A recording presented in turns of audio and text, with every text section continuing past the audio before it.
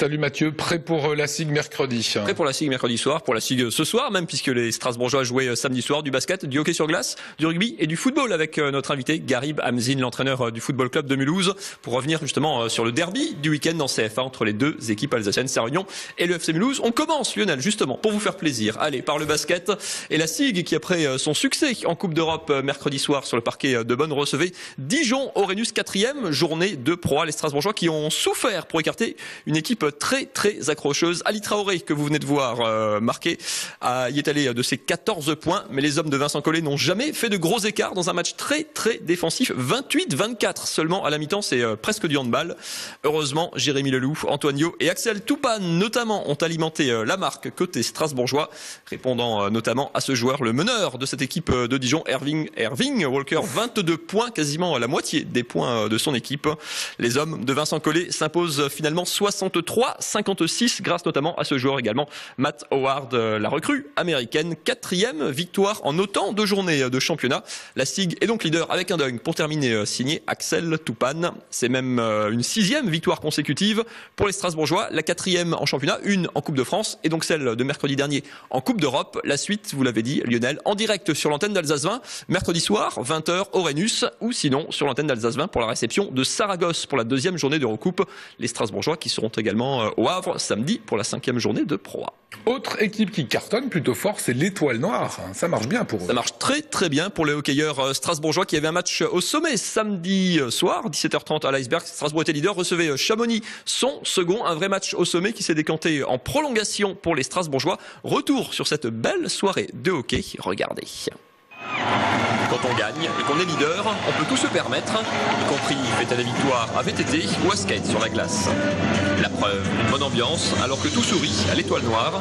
Tout, y compris la fin de la malédiction, des prolongations, 7 la saison dernière et autant de défaites, 8 même avec celle de la semaine précédente dans le derby à Épinal.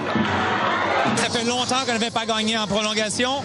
Si on se souvient de l'année dernière, 9 matchs, on en avait gagné un. C'était à Dijon en coupe. Donc c'est une libération. Ça fait du bien de gagner en prolongation comme ça. Un peu plus de réussite peut-être, un peu plus de talent aussi, comme celui qu'il a fallu pour écarter une belle équipe de Chamonix. Dans ce match au sommet, les Strasbourgeois ont fait preuve de discipline et ont parfaitement négocié leurs quelques supériorités numériques pour égaliser par Eli Marcos, puis pour prendre l'avantage par Yann Pardavi. Au final, une belle victoire, 3-2 et une place de leader après 6 journées de championnat. Faut pas se satisfaire de ça, faut continuer à travailler et puis voilà, après même si on redescend un petit peu au classement par la suite, l'objectif c'est de gagner 2 points à chaque fois et on verra. Reste que l'Étoile Noire réussit son meilleur début de saison parmi l'élite. Avant même le quart du championnat, l'équipe a déjà récolté la moitié des points qu'elle avait en fin de saison dernière. La voilà en tête du championnat avec 2 points d'avance sur Chamonix et Dijon. Oui, c'est un peu surprenant. Je vois que vous êtes surprise, moi aussi. Les experts sont sûrement surpris aussi. Mais vous avez vu, il y a une belle ambiance, on est soudés. Et puis, comment je dirais, défensivement ce soir, on a fait le boulot. Je pense que c'est là où on gagne le match. Les clés de ce bon début de saison, un recrutement réussi, la bonne intégration des recrues étrangères, un effectif homogène et un excellent Vladimir Jadlovski dans les buts. Oubliez les déceptions de la saison dernière. Aujourd'hui, l'Étoile Noire rayonne de bonheur. Et la suite pour les Strasbourgeois, c'est un match de Coupe de France à Évry, un club de D2 ce mardi soir et un déplacement à Dijon. 2e du championnat, ce sera ce samedi. Voilà, c'était plutôt un excellent week-end pour le club alsacien. Ça sourit à tout le monde. Et alors, je ne parle même pas du football et de l'équipe de Mulhouse. C'est votre invité aujourd'hui. On va en parler avec Garib Hamzin. Bonsoir. Garib, vous êtes l'entraîneur bien sûr du football club de Mulhouse qui jouait un derby. Le derby entre les deux clubs alsaciens de CFA. C'était samedi après-midi du côté de Sarre-Union. Un très joli coup franc de Gérardi qui a failli ouvrir la marque. Ça effleure la lucarne de Sarre-Union. Mulhouse a globalement dominé assez nettement la première période. Mais Sarre-Union en contre par Jay notamment aurait pu ouvrir le score, mais la parade de votre gardien Garib a ici quédé.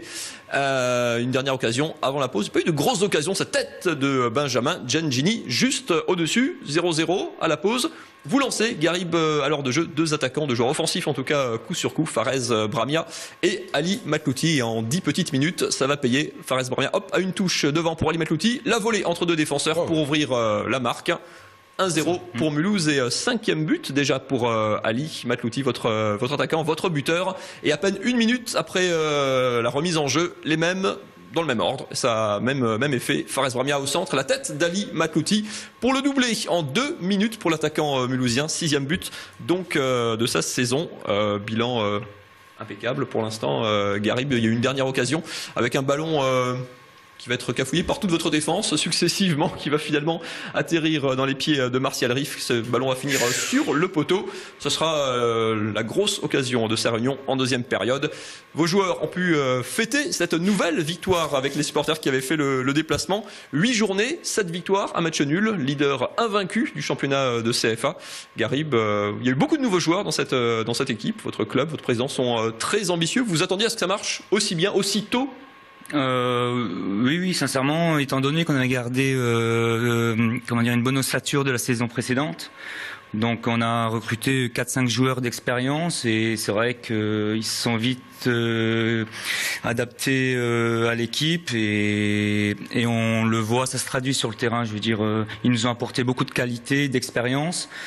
Et la mayonnaise a pris, donc c'est une bonne chose pour l'équipe, pour le club. Vous privilégiez l'offensif? Écoutez, privilégier l'offensif, je sais pas. Je sais que on essaye de produire beaucoup de jeux, mais on sait qu'il faut aussi avoir une bonne assise défensive. À partir de là, c'est trouver le juste milieu, le bon équilibre pour l'équipe.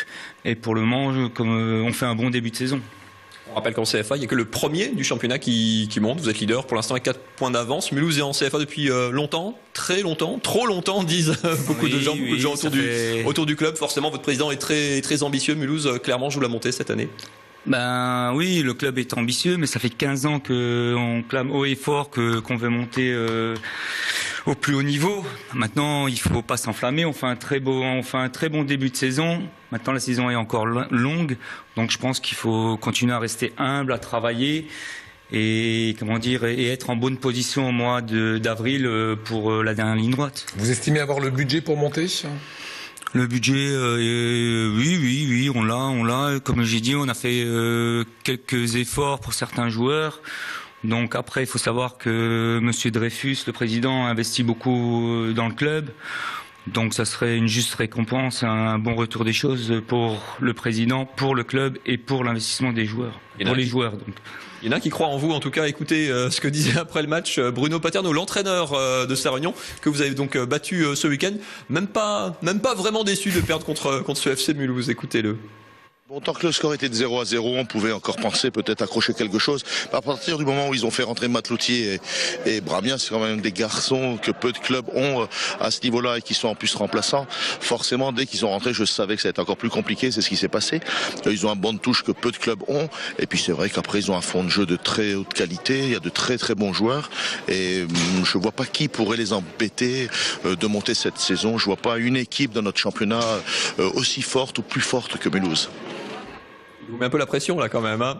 Non, on va dire qu'il est plein d'éloges, mais après où je suis satisfait, c'est que les 3 derniers matchs au niveau du contenu, c'était moyen malgré les bons résultats. Et c'est vrai qu'à Sarre-Union, on a retrouvé l'équipe du début de saison, on a eu beaucoup de maîtrise dans le jeu et en plus on marque de beaux buts, surtout le premier, comme tout est joué en première intention et dans le football c'est beau à voir. La suite, c'est Coupe de France ce week-end avec un match, une belle affiche alsacienne. Encore après sa réunion, le FRH, les FR Haguenau qui réalisait aussi un bon début de championnat. La Coupe, il y a une place pour la Coupe de France. On n'a pas un effectif, vous avez un effectif de qualité, mais pas forcément très très riche en quantité. On peut jouer quand même la Coupe. On joue sur les 2 tableaux quand même. Oui, tout à fait. On va essayer de jouer la Coupe de France à fond parce que il faut se qualifier, ça nous permet de jouer des matchs officiels. Alors que s'il y a une élimination, comme on a pu le voir l'année dernière contre Saint-Louis, on fait des matchs amicaux, donc il n'y a que la compétition. Les joueurs sont des compétiteurs et on jouera cette compétition à fond, bien sûr. En tout cas, ça fait du bien d'avoir des entraîneurs qui ont le sourire, qui drivent bien leur équipe et qui est leader. Bravo Garib, vous restez avec nous. Il y a encore un petit peu d'actu sportive, notamment le rugby, Mathieu. Du rugby avec le Rugby Club de Strasbourg. C'était un match au sommet qu'on attendait disputé, très serré. C'était contre Gennevilliers hier après-midi, dimanche, sur la pelouse de Haute-Pierre. Et en fait, alors, il y a eu un beau match, mais mais il y a eu un peu moins de suspense avec les Strasbourgeois qui ont caracolé en tête. Vous avez vu Thibaut Zambelli servir le Fidjien Wakani Vuga, un caviar pour William Vavrin, son 3e ligne. C'est le premier essai strasbourgeois, le début d'une longue et belle série. Ça va très très bien du côté du rugby club de Strasbourg. Regardez le coup d'œil du demi d'ouverture, Frédéric Pujol qui va trouver son arrière Thibaut Zambelli à l'opposé. Il gagne son duel avec le défenseur et le 2e essai alsacien. Ça fait déjà 20-0 à ce moment du match grâce au coup de pied de pénalité.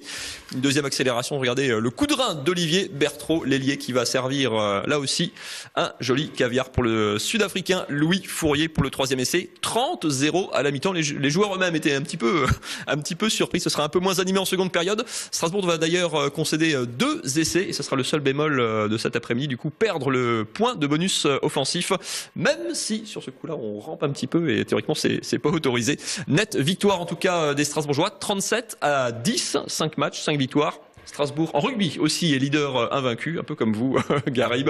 Et eux aussi affichent leurs ambitions. Ils étaient venus sur ce plateau. C'est clair et net, la montée en Fédéral 1, qui est la 3e division, comme pour vous. Et puis le titre de champion de France de Fédéral 2. Ça va en tout cas très très bien pour les Strasbourgeois. On rappelle, mercredi 20h, la SIG reçoit sur son parquet les Espagnols de Saragosse. Vincent Collet contre les Espagnols, ça donnera forcément une belle soirée. 20h en direct sur Alsace 20. Énorme nation du basket, l'Espagne comme la Grèce. Merci Garib, bonne route à vous et à vos hommes. Merci.